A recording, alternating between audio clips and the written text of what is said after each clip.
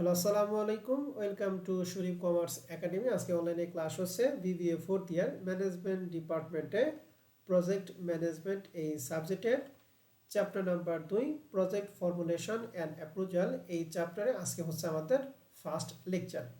তো chapter number 2 এখানে জাতীয় বিশ্ববিদ্যালয়ে যে সিলেবাস দিছে এই সিলেবাস আলোকে টোটাল এই চ্যাপ্টারকে আমরা একটা ফরম্যাটে ভাগ করছি, তার নাম হচ্ছে ক্যাপিটাল বাজেটিং। এই ক্যাপিটাল বাজেটিং আমাদের টোটাল 9টা সূত্র আছে। এই 9টা সূত্রে অ্যাপ্লাই যদি আমরা পারি তাহলে এই চ্যাপ্টার থেকে আমাদের যে কোনো প্রশ্ন আসলে আমরা পারবো। তো এই চ্যাপ্টার থেকে তোমাদের ফোর্থ ইয়ারে কি কি প্রশ্ন আছে 2015 থেকে 2022 পর্যন্ত তার একটা অ্যানালাইসিস আমি দিছি। দেখতেছি 2015 সালে এই চ্যাপ্টার থেকে পার্ট বিতে একটা প্রশ্ন দিয়েছিল, 16 সালে পার্ট বিতে একটা, পার্ট সিতে একটা প্রশ্ন, 17 সালে এই চ্যাপ্টার থেকে পার্ট বিতেই 2টা প্রশ্ন দিয়েছিল কিন্তু পার্ট সিতে কোনো প্রশ্ন হয় নাই। 18 সালে পার্ট বি পার্ট সিতে একটা একটা, 19 সালে পার্ট বি পার্ট সিতে একটা একটা, 20 সালে পার্ট বি পার্ট সিতে একটা একটা, 21 সালে পার্ট সিতে একটা, আর 22 সালে পার্ট বি পার্ট সিতে একটা একটা। তো দেখতেছি যে 18, 19, 20 এবং 22 এই 4 বছরে পার্ট বি পার্ট সিতে একটা একটা আসতেছে এবং ইভেন 2019 সালে পার্ট সিতে একটা এসে। তো আমরা আশা করতেছি তোমরা পরীক্ষা 2023-এ, তাহলে 2023 সালে এখান থেকে পার্ট সিতে একটা প্রশ্ন আসবেই 100% শিওর। আর যদি ভাগ্য ভালো থাকে পার্ট বিতে একটা প্রশ্ন এখান থেকে আসবে। কথায় ক্লিয়ার আমার? জি স্যার, ক্লিয়ার। তাহলে এই চ্যাপ্টারটা আমরা করব কত মার্কে টার্গেট করে বলো দেখি।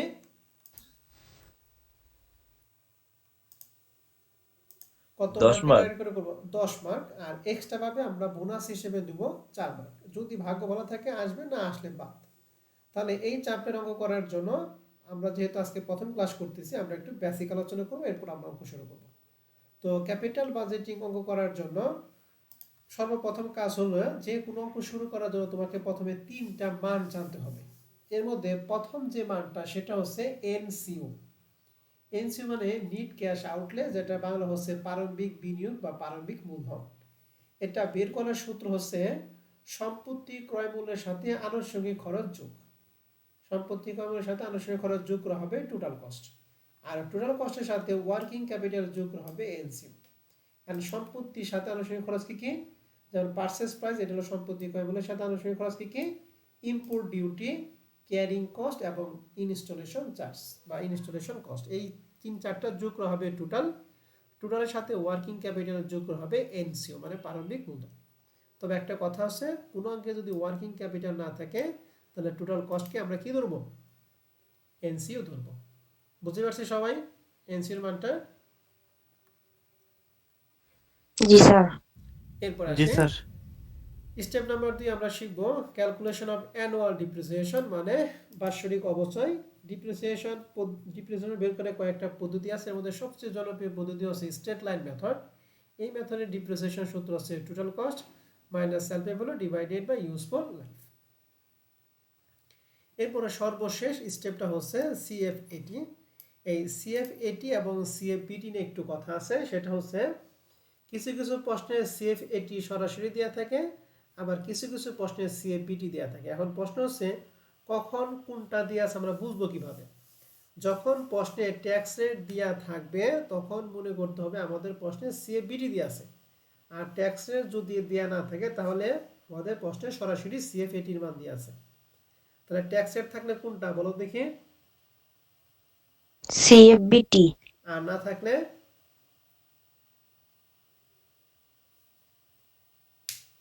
সিএফ এর মান বের সিএফএটি। করতে। সিএফএটি। এখন প্রশ্ন হচ্ছে অঙ্ক করার জন্য আমাদের লাগে কিন্তু সিএফএটি মান লাগে। সিএফবিটিতে আমরা কোনো অঙ্ক করতে পারবো না।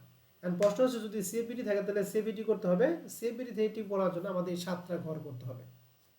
তার মানে কোনো প্রশ্নে যদি সিএফবিটি থাকে সিএফবিটি থেকে এটি পর্যন্ত করতে আমাদের 7টা ঘর করতে হবে। ঘর 7টা হচ্ছে ইয়ার, সিএফবিটি, ডিপ্রিসিয়েশন, ইবিটি, ট্যাক্স, ইএটি এবং সিএফএটি। এন্ড এই 7টা ঘর আমাদের করতে হবে সিএফবিটি থেকে এটি পর্যন্ত করতে। এন্ড সিএফএটি যদি সরাসরি দিয়ে আসে তাহলে এই 7টা ঘর করার কোনো প্রয়োজন নাই। বুঝতে পারছি সবাইকে? জি স্যার। এখন এই 3টা স্টেপ করার পরে এখন আমরা ওয়ার্কিং রিকোয়ারমেন্টে হাত দিব। রিকোয়ারমেন্টে যদি প্লেব্যাক পিরিয়ড চাই তাহলে এই সিএফএটির পরে অতিরিক্তভাবে আরেকটা ঘর করব যার নাম হচ্ছে সেকান্ড কিউমুলেটিভস। সিএফএটি। C.CFAT। সি মানে cumulative cash flow after tax. তাহলে পেব্যাক পিরিয়ডের জন্য অতিরিক্ত একটা ঘর। আর যদি প্রশ্নে ডিসকাউন্ট পেব্যাক পিরিয়ড চাই তাহলে সেক্ষেত্রে আমরা এর জন্য এই সিএফএটির পরে অতিরিক্তভাবে 3টা ঘর কাটবো। যার প্রথমটা হচ্ছে ডিসকাউন্ট ফ্যাক্টর, এরপরে প্রেজেন্ট ভ্যালু, এরপরে কিউমুলেটিভ প্রেজেন্ট ভ্যালু। তার মানে শুধু পেব্যাক পিরিয়ডের অতিরিক্ত ঘর কয়টা?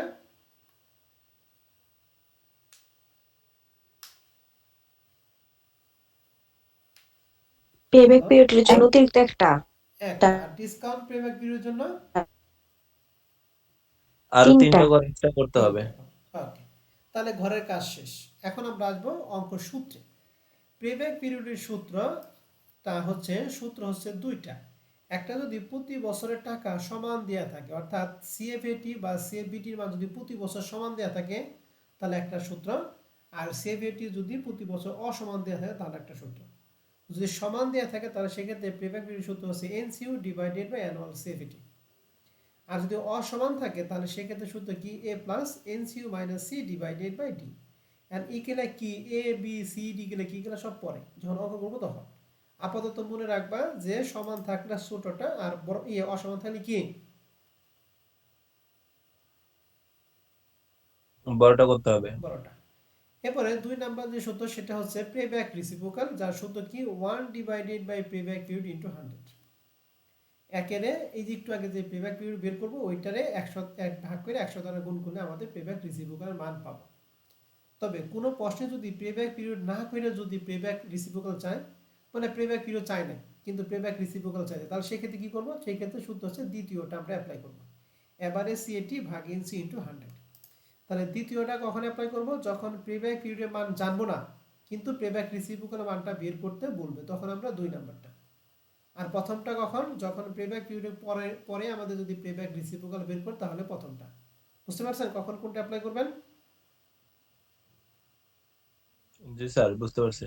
ওকে, এবার 3 নাম্বারটা হচ্ছে, আর পেব্যাক পিরিয়ড পেব্যাক রেসিপ্রোকাল সূত্র কিন্তু সমান থাকলেও যায়, অসমান থাকলে তাই, এখানে কোনো পরিবর্তন নাই। অ্যাভারেজ রেট অফ রিটার্নের সূত্র সমান থাকলেও যায়, অসমান থাকলেও তাই। এর সূত্র হচ্ছে অ্যাভারেজ ইএটি ডিভাইডেড বাই ওই অ্যাভারেজ ইনভেস্টমেন্ট পরিবর্তে আমরা এইটুকু কথা বলবো, NCO plus self value plus working capital ভাগ হচ্ছে 2। তাহলে অ্যাভারেজ ইএটি ভাগ হচ্ছে NCO plus self value plus working capital ভাগ হচ্ছে 2 ইন্টু 100। এটা হচ্ছে অ্যাভারেজ রেট অফ রিটার্ন বা এআরআর এর সূত্র, সমান থাকলেও যা, অসমান থাকলেও তাই।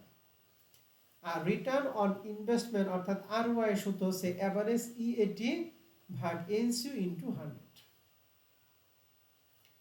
ঠিক আছে?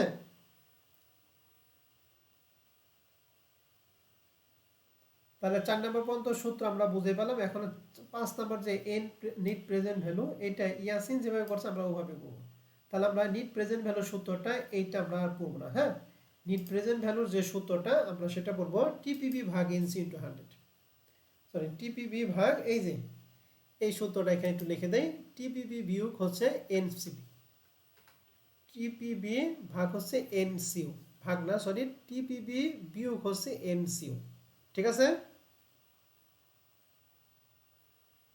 এই যে অসমান থাকলে যে বড় সূত্রটা, এই বড় সূত্রের পরিবর্তে আমরা সূত্র লিখব টিপিবি ভাগ কি এনসিও। মনে থাকবে? জি ভাইয়া। এন্ড টিপিবিটা বের করব আমরা ছকের মাধ্যমে বের করব। টিপি মানে কি total present value. Total present value. আর এই সিএফএটি যদি সমান হয় তাহলে এই যে এই সূত্রটা। এখন প্রফিটেবিলিটি ইনডেক্সের সূত্র কি? এই যে একটু আগে যে সূত্রটা বিয়োগ করলাম, প্রফিটেবিলিটি ইনডেক্সের ওই সূত্রটা কি? ভাগ।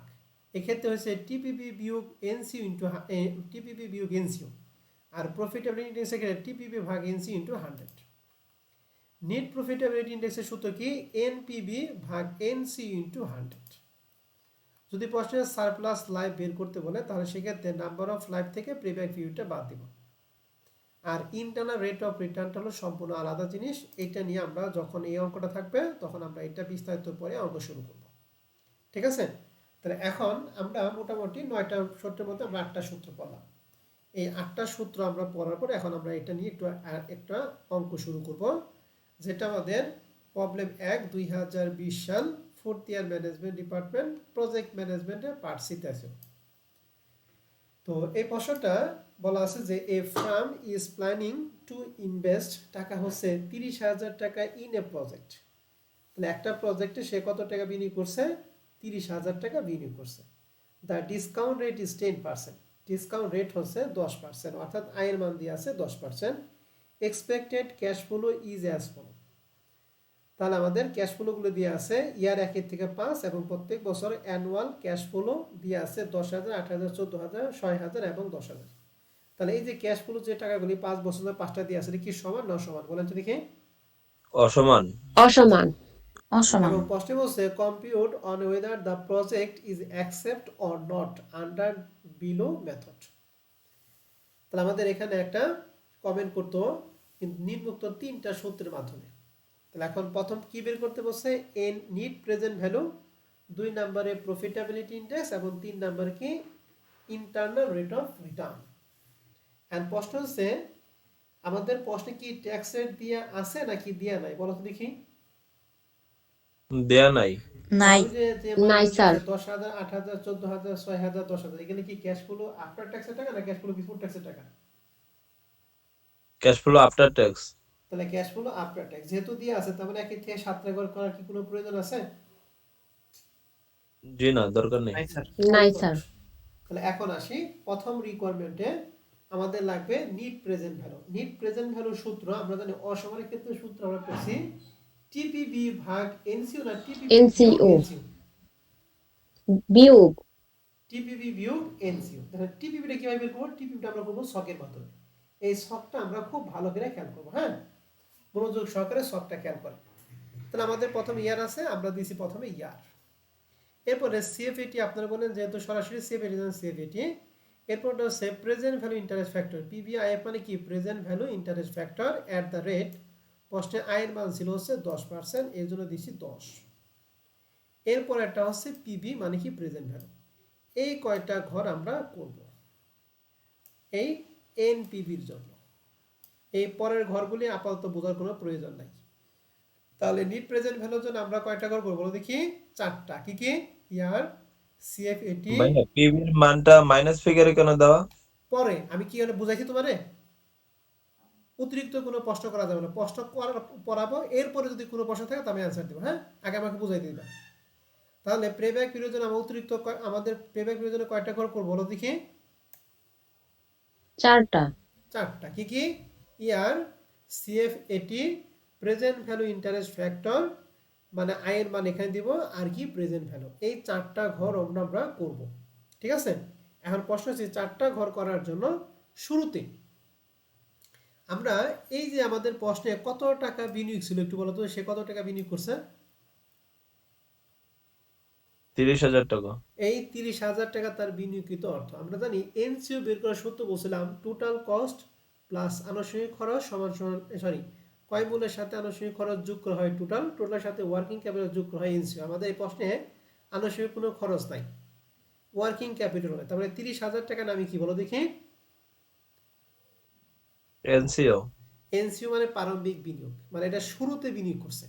এই জন্য ইয়ারের ঘরে এই যে জিরো, জিরো মানে হচ্ছে শুরুর বিনিয়োগ, ঠিক আছে? তাহলে জিরোতে দিয়ে আমাদের সিএফএটি এখানে দিয়ে আছে, আমরা ওখানে যে ছিল 30,000, এই জন্য দিয়েছি কি 30,000। আর 0 বছর মানে প্রারম্ভিক যে টাকাটা, এই টাকাটা আমরা অলওয়েজ কি করব? বিয়োগ দিব। কেন বিয়োগ দিব? কারণ আমরা জানি টিপিবি বিয়োগ হচ্ছে এনসিও, ঠিক আছে? এর জন্য প্রারম্ভিক টাকাকে আমরা সবসময় কি করব বলো দেখি? প্লাস না মাইনাস? বিয়োগ রাখবো, মাইনাস। মাইনাস। আর প্রেজেন্ট ভ্যালু ইন্টারেস্ট ফ্যাক্টরের মানটা মনে রাখবেন সবসময় 0 বছরের মানটা অলওয়েজ 1 হবে। 0 বছরের মানটা অলওয়েজ কি হবে বলো দেখি? 1 হবে। 1 হবে। এন্ড প্রেজেন্ট ভ্যালু বের করার নিয়ম কি? এই সিএফএটি এর প্রেজেন্ট ভ্যালু ইন্টারেস্ট ফ্যাক্টর দ্বারা কি করতে হয়? গুণ করতে হয়। তাহলে -30,000 কে যদি 1 দ্বারা গুণ করি তাহলে হয় -30,000। বুঝতে পারছি প্রেজেন্ট ভ্যালুটা? জি ভাই, বুঝতে পারছি। ওকে, এখন আসেন আমাদের অঙ্কটা ছিল 5 বছর, এর জন্য 5 বছর ধরে 5টা ঘর আমরা করছি। 5 বছরে প্রত্যেকটা ঘরের মান আমরা বসাইছি। এরপরে প্রেজেন্ট ভ্যালু ইন্টারেস্ট ফ্যাক্টরের মানটা আমি তোমাকে যেভাবে বলবো তুমি এভাবে ক্যালকুলেটর উঠাইবা, হ্যাঁ?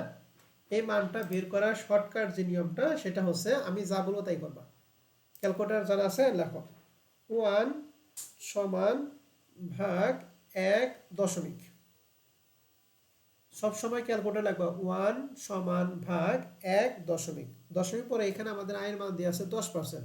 তাহলে 10% ভাঙলে আমরা কি পাই বলতে কি 0.10 পাই না বা 0.1 পাই না? 10 এর 100 দ্বারা ভাগ করলে পাই 0.1 অথবা 0.10। এই দশমিক পরের সংখ্যাটা এখানে লিখতে হবে। তা দশমিক পরের সংখ্যাটা কি হলো বলো দেখি, এটা ভাঙিয়া 9091 10 ভাঙালে কি পাই আমরা? 0.10 0.10। তাহলে পয়েন্টের পরে আমরা দিব কি 10। তাহলে মানটা কি হলো 1 সমান ভাগ 1.10। এটা ক্যালকুলেটরে উঠাও তো দেখি, ক্যালকুলেটর উঠিয়ে একটা সমান দাও। স্যার 0.9091 এই যে 0.9091 9091 হবে। এটা খাতার মধ্যে লেখার পরে ক্যালকুলেটর কিচ্ছু করা দরকার নেই, জাস্ট আরেকটা সমান দিলা। আরেকটা সমান দিলে দ্বিতীয় বছরের মান বের হবে। এরপর আরেকটা সমান দিলে তৃতীয় বছর, তারপর একটা সমান দিলে চতুর্থ বছর, এরপরে সমান দিলে পঞ্চম বছরের মান বের হবে। বুঝতে পারছি? জি স্যার, হয়েছে তো। তাহলে আমরা মানটা বের করি কিভাবে, মাথার মধ্যে রাখবেন 1 সমান ভাগ 1 দশমিক। এই দশমিক পর্যন্ত আগেরটুকু প্রত্যেকটা অঙ্কের জন্য কি থাকবে ফিক্সড। আর দশমিক পরে মিলতে হবে এই যে এখানে যা থাকবে এটা 100 দ্বারা ভাগ করলাম। তাহলে 10-এর ক্ষেত্রে আমরা লিখছি 0.10। যদি 11 থাকতো কি লিখতাম, পয়েন্ট কত লিখতাম বলো দেখি? 0.11 12 থাকলে 0.12 আর 5% থাকলে কি লিখবো? স্যার কত? 0.05 0.05। গুড, এইটা কিন্তু মনে রাখতে হবে। হ্যাঁ, তাহলে প্রেজেন্ট ইন্টারেস্ট ফ্যাক্টর মান কি আমরা সবাই বুঝতে পারছি? জি স্যার। ওকে, এখন প্রেজেন্ট বের করি কি, এই সিএবিটি রে প্রেজেন্ট ইন্টারেস্ট ফ্যাক্টর দ্বারা গুণ। তাহলে 10,000 ইনটু 0.9091 সমান 9,091। এরকম সবটি কি গুণ করে মান বের করা পারবা? জি স্যার পারবো। ওকে, এই যে এই সবটির যে যোগফল, এই সবটির যোগফলকে আমরা বলবো হচ্ছে টিপিবি। কি বলবো বলো দেখি? টিপিভি। টিপিবি টোটাল টিপিবি মানে present value. Total present value. এখান থেকে যে এনসিউটা আমরা বাদ দেব। তা 30,000 থেকে যদি এটা আমরা বাদ দেই তাহলে আমরা এনপিভি পাইলাম 6,527। বোঝা গেছে? জি স্যার। কারো কোনো কনফিউশন আছে?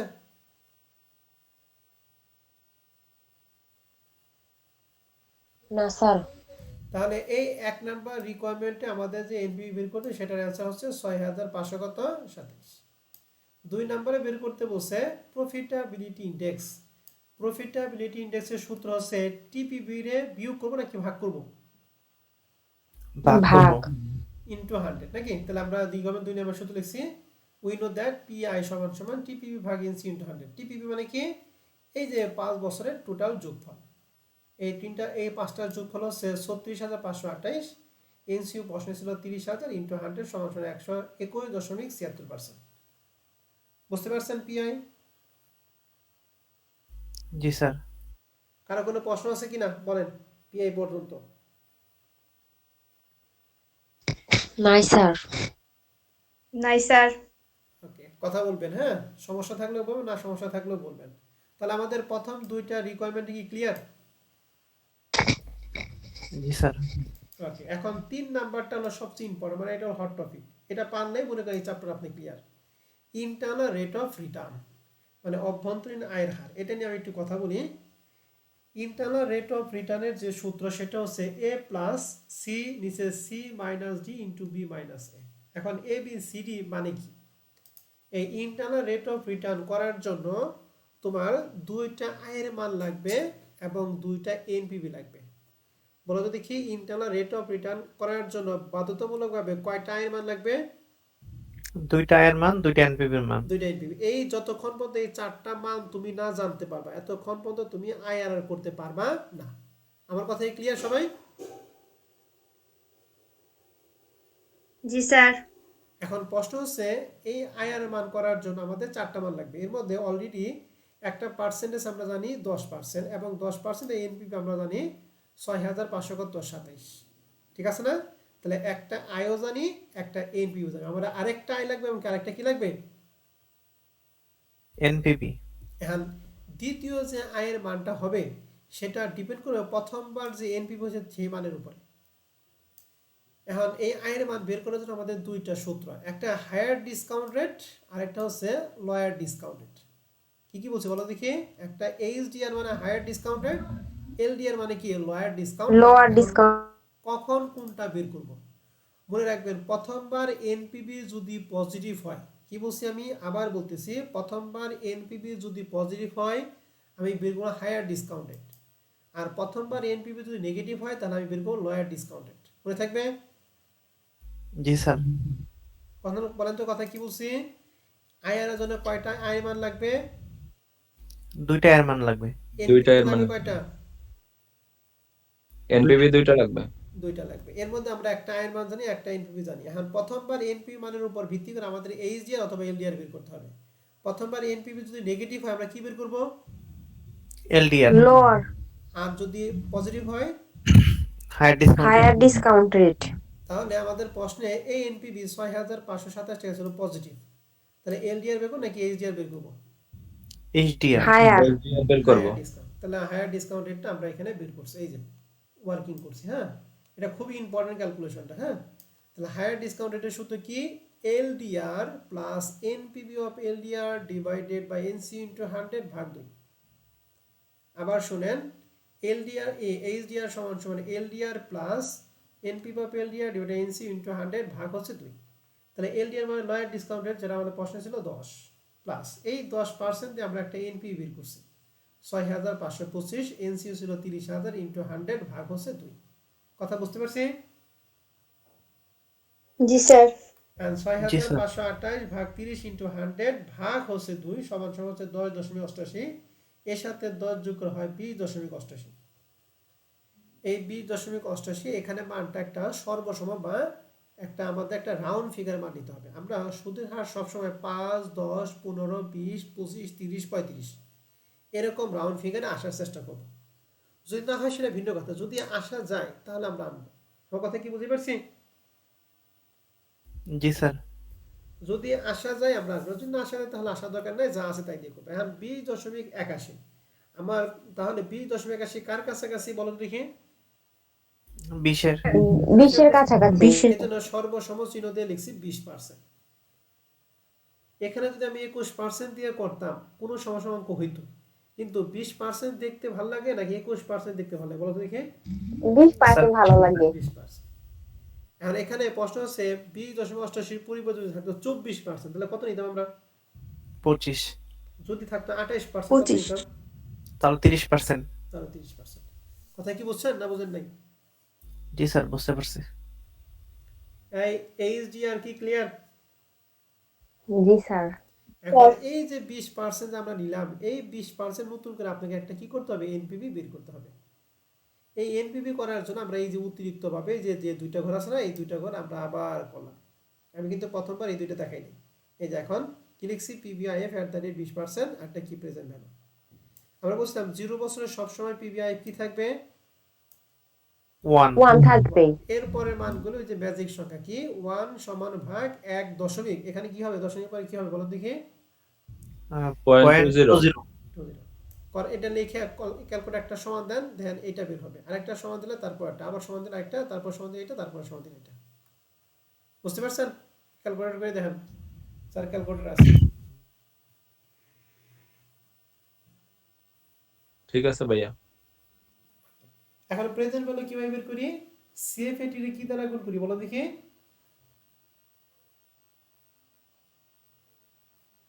সিএফএটি এর কি দ্বারা গুণ করি? পিভিআইএফ দ্বারা গুণ করি। তাহলে সিএফএটি ছিল -30, তাহলে 1 দ্বারা যদি গুণ করি তাহলে হয় -30,000। 10,000 ইনটু 0.833, এটা গুণ করলে 8,333, এরকম সবগুলো আমরা গুণ করছি। বুঝতে পারছেন সবাই? জি ভাইয়া, বুঝতে পারছি। আর এই 30,000 টাকা থেকে এই 5 বছরের যোগফল যদি বাদ দেয় তাহলে হয় -1,000 কত? 57। তাহলে এনপিভি কি নেগেটিভ হয়ে গেল নাকি পজিটিভ হয়ে গেল? নেগেটিভ হইলো। নেগেটিভ হয়ে গেছে। মনে রাখবেন দুইটা এনপিভির মধ্যে প্রথমবার যদি পজিটিভ হয় দ্বিতীয়বার আপনাকে বাধ্যতামূলকভাবে নেগেটিভ এনপি বানাইতে হবে। আর প্রথমবার যদি নেগেটিভ এনপিভি হয় দ্বিতীয়বার আপনাকে বাধ্যতামূলকভাবে পজিটিভ এনপি বানাইতে হবে। ক্লিয়ার? জি স্যার ক্লিয়ার। তাহলে প্রথমবার 6,527 টাকা হলো পজিটিভ, দ্বিতীয়বার এটা হয়ে যাবে কি নেগেটিভ। কত হলো দ্বিতীয়বার নেগেটিভ? নেগেটিভ -1097। 1097। এই টেবিলটা যে আমরা কমপ্লিট করলাম, এই টেবিলের মধ্যে কোনো সমস্যা আছে?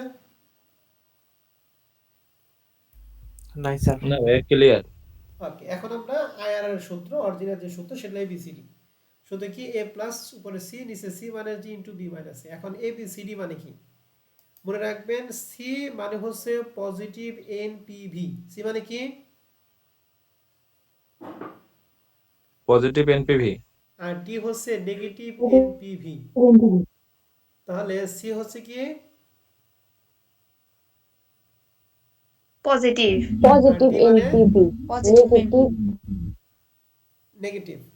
এখন বি হচ্ছে বিগ ইন্টারেস্ট রেট আর এ হচ্ছে স্মল ইন্টারেস্ট রেট। তাহলে বিগ ইন্টারেস্ট এবং স্মল মানে কি? একটা হলো 10%, একটা 20%। তাহলে দুইটার মধ্যে বড় কোনটা? 20 বড়, তাহলে 20 হলো বি এর মান আর 10 কি? এর মান। বুঝতে পারছেন কথা না বুঝেন নাই? জি স্যার বুঝতে পারছি। তাহলে বলতো এই যে 6,527 যেহেতু পজিটিভ, এটা কি ডি এর মান না সি এর মান? সি এর মান। সি এর মান। মাইনাস 1097 কার মান? সি এর মান। ডি এর মান। 20% এটা কার মান? বি না এ? বি বি আর এই 10% এর মান। তাহলে মান বসাইছে। এলডিআর 10, এনপিভি সরি হ্যাঁ এই যে এ হচ্ছে 10, সি হচ্ছে প্লাসের 6,527, নিচে প্লাসের 6,527, সি এর পরে আছে মাইনাস ডি। ডি এর মান হচ্ছে মাইনাস, আর এখানে একটা মাইনাস। তাহলে মাইনাসে মাইনাসে সবসময় এখানে প্লাস হবে। বুঝতে পারছি? প্রত্যেকটা অঙ্ক ক্ষেত্রে এখানে কি হবে বলো দেখি? প্লাস হবে, কারণ এখানে মাইনাস থাকবে আর ডি এর মানটা সবসময় নেগেটিভ নেই আমরা নেই, কারণ ডি মানে হচ্ছে নেগেটিভ। তাহলে ওখানে নেগেটিভ আর এখানে নেগেটিভ, নেগেটিভ নেগেটিভ, এখানে সবসময় কি হয়ে যাবো গা?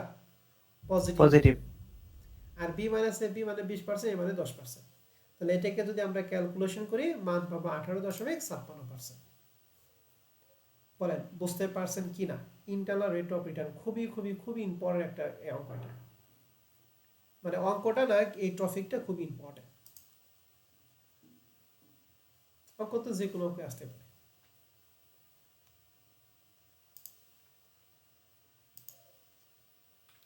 ইন্টারনাল রেট অফ রিটার্ন নিয়ে যদি কোনো প্রশ্ন থাকে আপনারা প্রশ্ন করতে পারেন।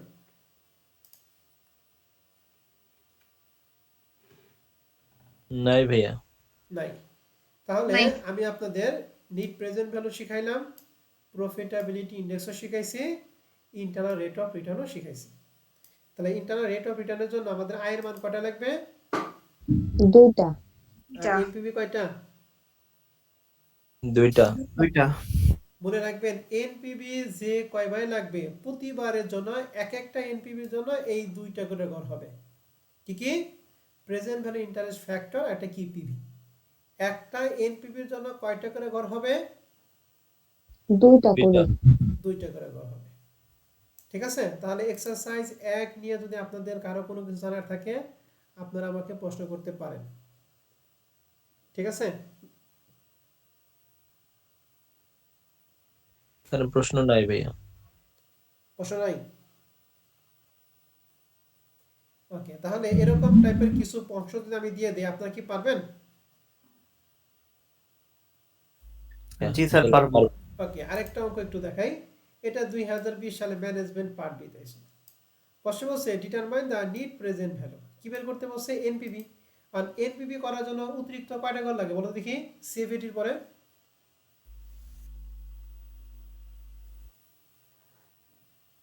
এনপিভির জন্য কয়টা ঘর লাগে? একটু আগে তিনটা। বললাম। কয়টা ঘর? দুইটা লাগবে। দুইটা ঘর লাগবে। একটা কি প্রেজেন্ট ভ্যালু ইন্টারেস্ট ফ্যাক্টর আর একটা কি পিভি। দুইটা ঘর। হুম। এর মধ্যে প্রশ্ন বলছে assume require rate of return, মানে আয়ের মান দেওয়া আছে 4%, আর এনসিইউ সরাসরি লেখা আছে 27,000 টাকা। 1 থেকে 4 বছর তথ্য দেওয়া আছে এবং ক্যাশ ফ্লো দেওয়া আছে, কোনো ট্যাক্স রেট দেওয়া নাই। তাহলে ক্যাশ ফ্লো কি সিএফএটি না বিডির মান? সিএফএটি। সিএফএটি। তাহলে সিএফএটি তো সরাসরি দিয়ে আছে, যদি সিএফবিটি থাকতো তাহলে সিএফএটি থেকে বিটি পর্যন্ত কয়টা ঘর বলো দেখি? 7টা। আর এনপিভি জন্য অতিরিক্ত কয়টা? দুইটা। তাহলে কয়টা দুইটা। হলো টোটাল? 9টা।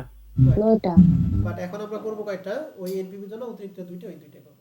তাহলে ইয়ার আর সিএফএটি তো দিয়ে আছে, তাহলে আমরা লিখছি ইয়ার সিএফএটি, এই দুটো তো বসে দিয়ে আছে, আমরা অতিরিক্ত হয়ে গেলাম পিবিআইএফ এবং কি পিবি। 0 বছর মানে কি দেই?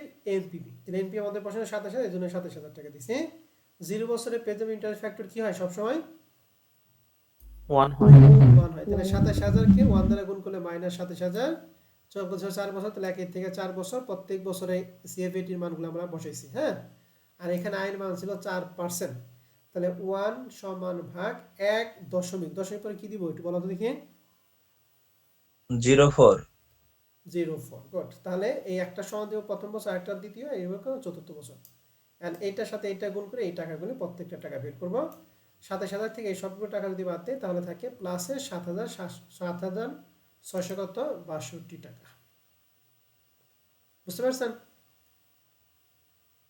জি স্যার। সিম্পল জিনিস। যদি আপনাদের যদি কারো কোনো প্রশ্ন থাকে আপনারা প্রশ্ন করতে পারেন।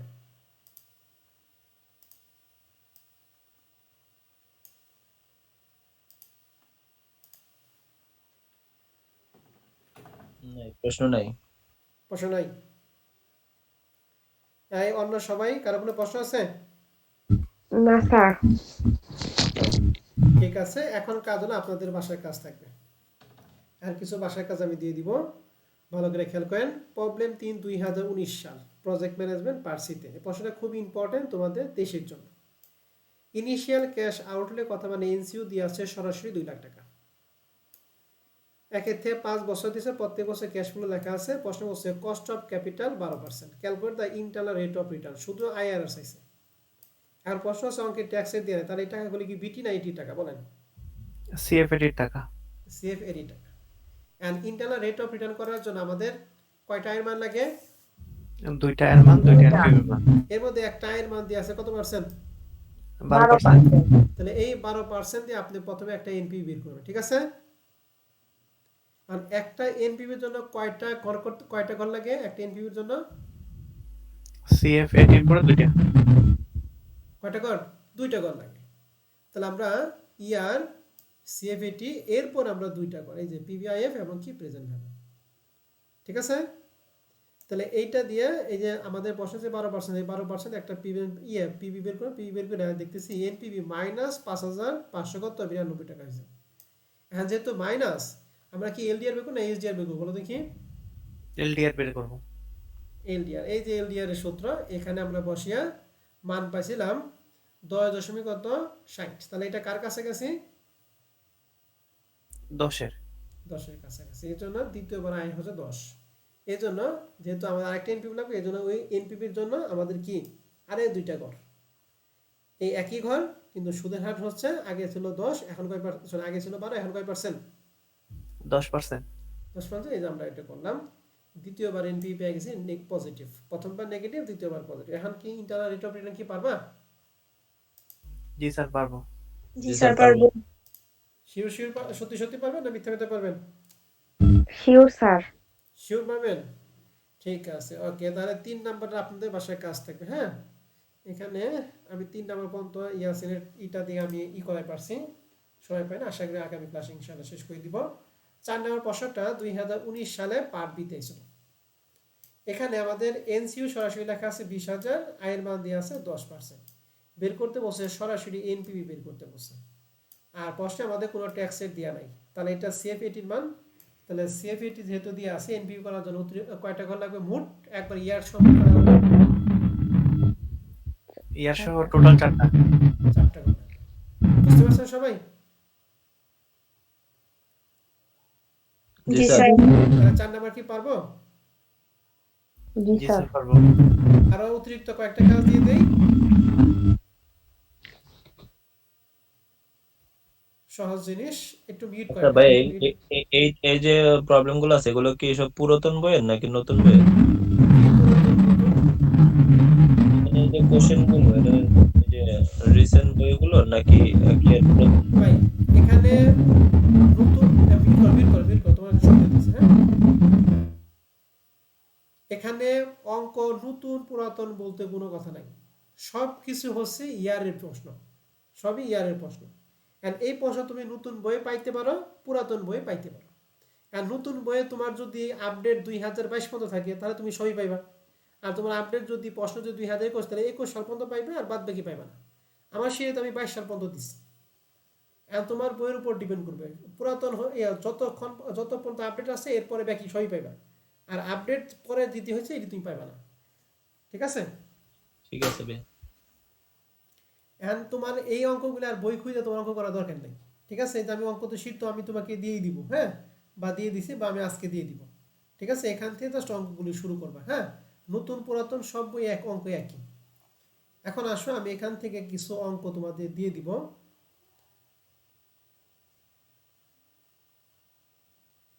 যেমন 8 নম্বর অঙ্কটা, আচ্ছা এটা সবাই 8 নম্বর অঙ্কটা দেখতেছ?